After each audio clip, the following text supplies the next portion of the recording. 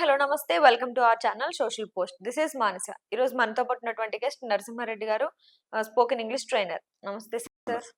Sir, ఉద్యోగాలకి prepare అయ్యే వారికి మోస్ట్‌లీ ఇంటర్వ్యూస్‌లో ఎలాంటి క్వెషన్స్ మనకి ఇంగ్లీష్‌లో వాళ్ళు ఎలాంటి క్వెషన్స్ మనల్ని అడుగుతారు అనంటే ఏం చెప్తారు? మేడం, మనం జనరల్‌గా ఫ్రెషర్స్‌కి అయితే ఏముంటది? వాళ్ళు భయం తగ్గించాలి. వాళ్ళకి తెలుసుకోవాలనుకుంటారు ఫస్ట్ వాళ్ళు.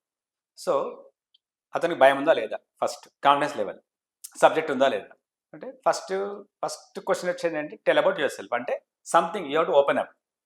వాళ్ళ ముందు భయం లేకుండా కనీసం మీ గురించి మీరు ఎక్స్‌ప్లెయిన్ చేయగలుగుతున్నారా లేదా? They expect that. If you are not able to explain about your సెల్ఫ్, then how can you explain about the organization? Before going to the interview, you must know about that organization first. So most of the times we casually attend the interviews, right? We don't know about the organization, what kind of product they are dealing. So what kind of organization is that? మీరు ఒక pharma కంపెనీకి వెళ్ళారు for example. Plant pharma అనుకుందాం, letter అనుకుందాం, అరవిందో అనుకుందాం. అసలు మీ ఆ chairman ఎవరు, వాళ్ళ ప్రొడక్ట్ ఏంటి, రైట్? ఆ డ్రగ్స్ వాళ్ళ మ్యానుఫ్యాక్చరింగ్ ఏంటి, ఆ డీటెయిల్స్ అని తెలియకుండా మీరు డైరెక్ట్ వెళ్ళిపోయి ఇంటర్వ్యూకి వెళ్ళిపోతే మీకేం తెలియదు కదా. So at least you must know, you must gather information. So everything is available in Google. If you search it, you'll get the information. So you should know that information. And next ఏంటంటే questions అనేవి general questions ఉంటాయి. మీరు ఎక్స్పీరియన్స్ని బట్టి మారిపోతుంది అక్కడ. ఫ్రెషర్స్కి అయితే మామూలు క్వశ్చన్స్ ఉంటాయి. Tell about your self. Next ఏంటి, ఇప్పుడు జామ్ రౌండ్స్ కానీ, గ్రూప్ డిస్కషన్స్ కానీ, డిబేట్స్ కానీ, అంటే వాళ్ళు మెంబర్స్ బట్టి క్వశ్చన్స్ మారిపోతుంటాయి అక్కడ.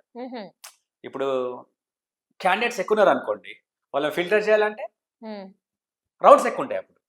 అదే మీకు అసలు కాంపిటీషన్ లేదనుకోండి, రౌండ్స్ తగ్గిపోతాయి అంతే. So if you should feel your confident. And second thing ఏంటంటే they check your confidence level. First should be confident. మీకు వచ్చు, సో మీరు ముందే ప్రిపేర్ అయిపోవాలి. ప్రిపరేషన్ చాలా ఈజీ. మీరు కూల్గా ఉంటే మీరు ఇంటర్వ్యూ ట్రాక్ చేయొచ్చు. సో జనరల్ క్వశ్చన్స్ ఉంటాయి. ఇప్పుడు మీకు కాలేజ్ గురించి చెప్పండి, మీరు చదువుకునే ప్రాజెక్ట్ చేశారు for example, explain about that project అంటారు, రైట్? ఫర్ ఎగ్జాంపుల్ మీరు జాబ్ షిఫ్ట్ అవుతున్నారు, why are leaving this job అంటారు. సో మీకు రిలవెంట్ ఆన్సర్ ఉండాలి కదా. సో జనరల్గా ఏంటంటే ఎవరికైనా తెలుసు శాలరీ కోసమే మనం మారుతున్నాం. అలా కాకుండా, లేదు సార్ నాకు ఒక మంచి ఆర్గనైజేషన్లో పనిచేద్దాం అనుకుంటున్నాను, ఇంకా నేను స్కిల్స్ పెంచుకుందాం అనుకుంటున్నాను, అలా మీరు పాజిటివ్ ఆన్సర్స్ ఇస్తే బాగుంటుంది కదా. సో అంటే మీరు అక్కడ వాళ్ళు ఎక్స్పెక్ట్ చేసింది అంటే whether you are obedient or not. So how long can you work. For example ఇంటర్వ్యూకి వెళ్ళినప్పుడు ఏంటంటే ఫ్రీక్వెంట్గా జాబులు మారుతుంటారు. ఫ్రీక్వెంట్గా జాబులు మారద్దు. మినిమం ఏంటంటే ఎక్కడైనా సరే ఒక 4 years 5 years చేస్తే అంటే ఈ స్టాండర్డ్ అన్న ఫీలింగ్ ఉంటుంది వాళ్ళకు. ఇప్పుడు ఇంకోటి, మనకు జాబ్ ఎక్స్పెక్టేషన్స్లో ఏంటంటే అందరికి లక్షలు వస్తున్నాయి, మనం లక్ష అడిగేద్దాం అనుకుంటే రాంగ్ కదా. మీ పొజిషన్ బట్టి, కమ్యూనికేషన్ బట్టి, మీ పొజిషన్ బట్టి, మీ టాలెంట్ బట్టి, వాళ్ళ అవసరాన్ని బట్టి, దాన్ని బట్టి మీ శాలరీ ఉండాలి, రైట్? దాన్ని బట్టి మీరు దానికి తగ్గట్టు మీరు ప్రిపేర్ కావాలి, కానీ ఓవర్ కాన్ఫిడెంట్ ఉండకూడదు. Right. You should be obedient, right? So they are expecting wherever you go, obedience matters. They are expecting the obedient candidate because you have to listen to them. When you are not able to listen to, when your posture is not good, when your walking style is not good, when your gestures are not good, then definitely you will be rejected, right? You must not be overconfident.